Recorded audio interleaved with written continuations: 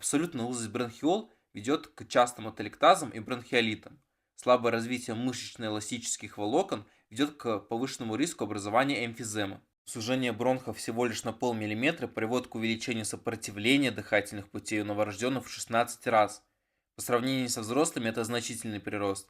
У взрослых всего лишь в 3 раза.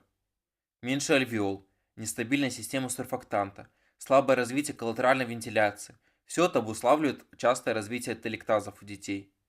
Диафрагма, которая расположена относительно выше, дыхательная мускулатура, которая развита слабо, ребра, расположенные горизонтально, податливая грудная клетка – все это способствует низкой эффективности вентиляции и быстрому развитию дыхательной недостаточности при нагрузке или заболевании.